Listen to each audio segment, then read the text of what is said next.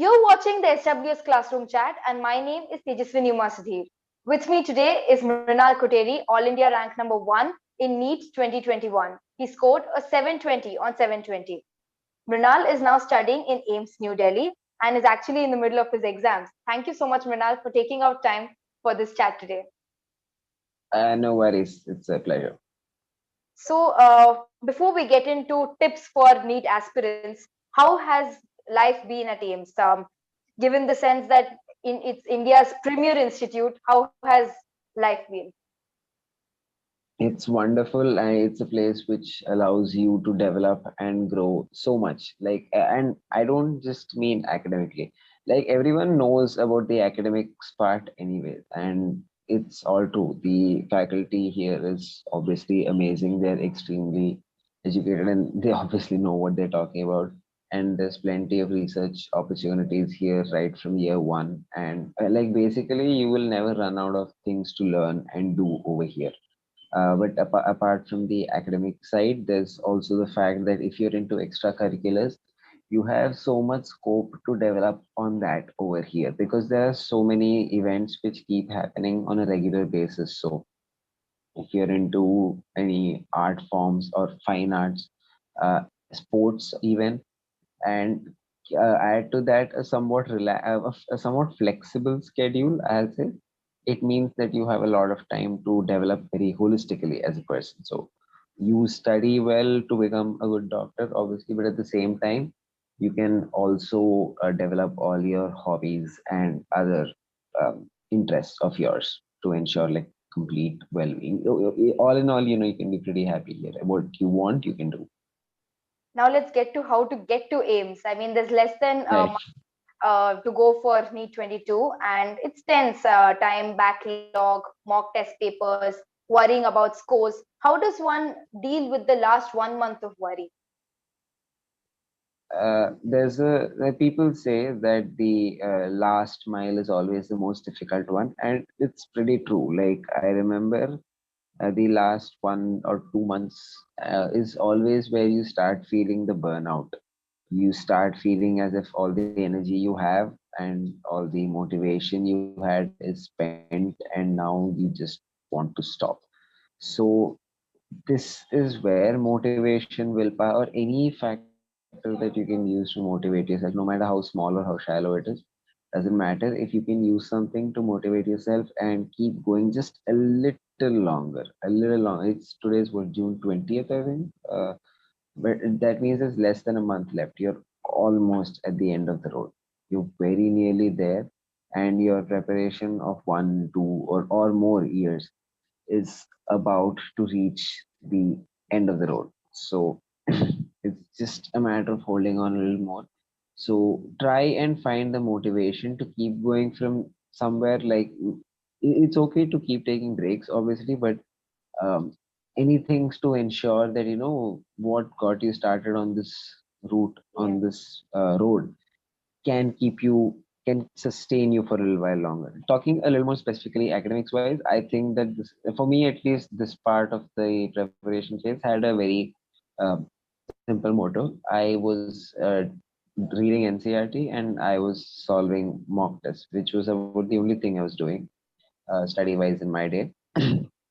And I wrote almost, not almost, I definitely wrote a mock test each day at this point, and I was also analyzing it and learning from my mistakes. And learning from mistakes doesn't necessarily mean academic in the sense like conceptual mistakes. It also means mistakes that you might still be doing in time management, stress management, vagera vagera. So How would you deal with, for instance, low scores? I mean, you may write a mock and you may get less than what you would want to get. How do you deal with something like that? dealing with low scores, for one thing, when you start writing mock tests, it's very obvious that you will score low because the main difference between a full mock test and sorry between a full mock test and those other part portion tests that we keep writing from time to time is that for a part syllabus test you can always revise the syllabus for the exam one day before Yeah. and go the next day and write the exam. But for a mock test, it's not like that. You actually have to, rely on everything that you've learned through the year. So at the start, it's obviously going to be quite difficult, and you won't be scoring as much as you hope to.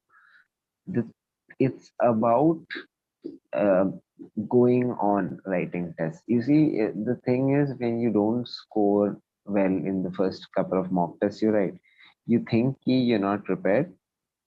So I'm going to take a couple of weeks or maybe a month's break. I'm going to revise properly. I'm going to finish my entire syllabus, and then I'm going to come back and write. The main issue with this is it does give you a lot of backlog in terms of tests. Like so many of the tests which are scheduled for this period of 1 month or whatever, you have not attempted, and chances are you will not come back to it again. And the second thing is, it still means you haven't overcome the fear of writing a mock test. You still feel like you can't write a full portion test without having revised the syllabus beforehand. So the main thing to do is to just keep writing. Today you wrote a mock test, you didn't score as much as you wanted to. It's okay. Analyze, write another mock test tomorrow. Obviously, if all the weak topics that you had found from the first mock test, you won't be able to finish by tomorrow. That's fine. You don't have to finish by tomorrow. You have to finish it by the actual NEET exam day, like by July 17th in this case. So the main thing to do with mock tests is keep writing them and simultaneously have a long-term goal in mind. When you read NCRT or whatever book that you refer, when you study during this during this period, it should not be from a viewpoint of scoring well in the next test. It should be with a viewpoint of scoring well in the final exam. You do this, you will notice slow but gradual growth. I mean, it'll be slow, but it will be gradual. From with Yeah, time, and all those little preparation holes, you can plug them one by one. yeah, and during the exam, what's the, I mean, do you, of course, there's a lot of thing about managing your time. So, which subject do you go for first? And, is there a particular order which most people follow, or it's according to your personal decision?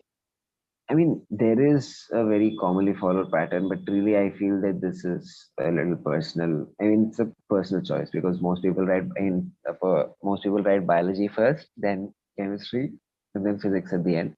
I used to follow the exact reverse order, and I did the exact reverse thing in my exam as well. I wrote physics first, finished about 35 questions had finished.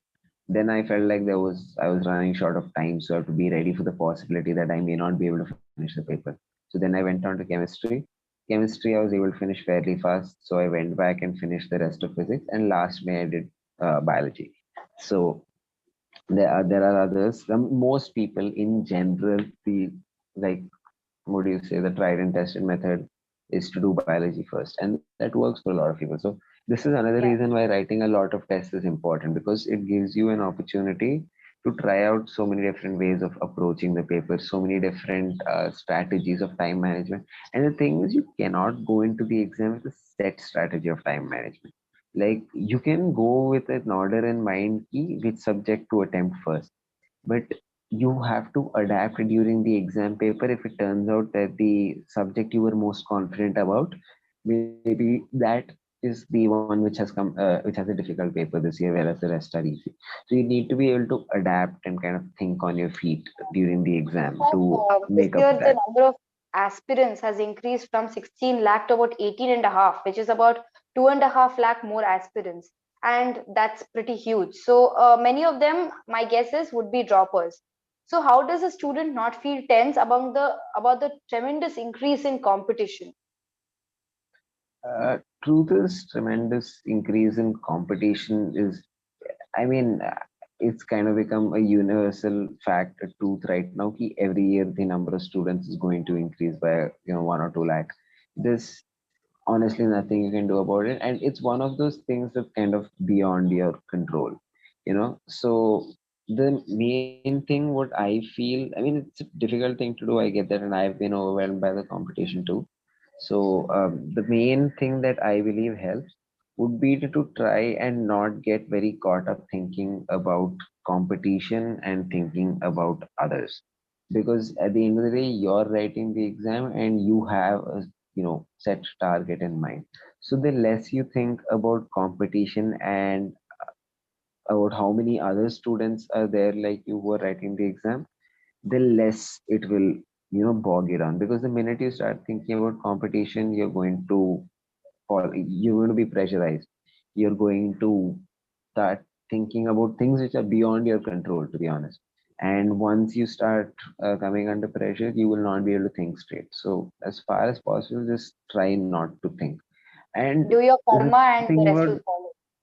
yeah, and the thing about competition is it's true for everyone, right? If you're feeling a little if you're feeling overwhelmed by the competition, so are the remaining 18.5 lakh students. It's a level playing field for the most part. So what Yeah. is true for you is true for others also. It's overwhelming, so try not to get caught up in it. But I mean, that's the only thing I can say. The less you Yeah. think about the others, Talking about droppers, I mean, the mindset of a dropper would be probably different from that of a class 12 student. The dropper has so much more at stake. So, what should be the mistakes which the dropper should try and avoid during his NEET exam? Um, well, for the most part, I think this is something a dropper can answer. But from what I think would be the case is that it would be about learning from your mistakes, because you do already have the experience of attempting the exam once. So you know, I mean, be honest with yourself about what went wrong the first time, and actively work towards correcting that, number one. And number two, don't it's very easy to get lazy in your drop. I guess, I mean, I'm not really talking from experience here, but I'm guessing it's easy to become lazy during your drop year, because you don't have to deal with school with the board exams, and at the same time you have 1 year to revise, to read syllabus that you have already kind of sort of done once, like maybe not as thoroughly as you want, but still kind of done it na, for the first one. So you might keep procrastinating, thinking कि एक साल है, 9 महीने हैं, like there's a lot of time to go. So try and maintain consistency in preparation right from day one, because otherwise, before you know it, you won't have enough time and you'll freak out again. And because, as you said, you have more at stake, the fear will be even more paralyzing for you than it is for someone else. Talking about the last 3 4 days before the exam, the last mile, should you be spending that time in actually doing more mock test papers, or should you be revising your short notes? What exactly should you be doing? Because the most crucial last 4 5 days left, right? So what should you be doing? The main thing is not to do anything new. Like, I remember I wrote a mock test 2 days before the exam. The last mock test I wrote was on September. I think my exam was on September 12th. So the last mock test I wrote was Yeah. on September 10th. So I was writing exams until 2 days before, and this is the time to revise. All those things, all those topics that you kind of put off for the end, thinking that अगर मैं अभी पढ़ जाऊंगा तो बाद में भूल जाऊंगा. Those volatile topics. So revise those. If you have short notes prepared for them, that's best, because short notes are obviously personalized, like you made them thinking about, yes, you made them from your perspective, right? You have noted down in those short notes all those things that you felt you need to revise later on. So it's, you have extracted the important stuff from the chapter. So if you have short notes, that's ideal. Otherwise you can read from NCRT, or preferably NCRT at that stage. So revise, but then stop your preparation. In my opinion, the day before the exam, at least, you should not be preparing. The reason I said not to do anything new is because you don't want to do anything that can make you feel unprepared. And if you do something new, you can feel unprepared. You might be like, if I don't know this, what else do I not know? Like, what if this was the topic that came and then I would have been unprepared had I not read it now? You can fall into a whole vortex of doubt. Yeah. So just be calm the day before the exam. I remember planned not to study the day before the exam, but I started freaking out a little. I did start studying, and finally it was my mom who saved me. Like at 6 p.m. that evening, she just took the book from my hand, put it inside the shelf, and asked me to get out of my room and go do something else, like listen to music, play table tennis, or something like that. And doing that saved me, if I'm being honest, because before that I was starting to feel the pressure, the weight of the exam so far. But Yeah. once I decided to stop, I felt much better by that night. And the day of the exam, obviously, it's all about keeping yourself in the right mental condition to deliver in the exam. Eat something you like, and preferably not something too heavy, because 2 to 5 can be kind of like a drowsy period, right? So something you like, but preferably not too heavy. And I remember listening to music that day, which is what put me in the right frame of mind. Don't try to study. Don't try to do anything which can make you feel unprepared. It's all about staying calm and feeling ready for the exam. So last 2 days is all about staying calm. The time before that can be for your things that you had thought in your mind ki I'll do at the end so that I don't forget. Thank you so much, Mrinal, for your valuable tips as always. And I'm sure you've inspired many of our viewers, NEET aspirants, to actually make it big and actually join you there at AIMS Delhi. Thank you so Thank you much. so much. I hope it helps.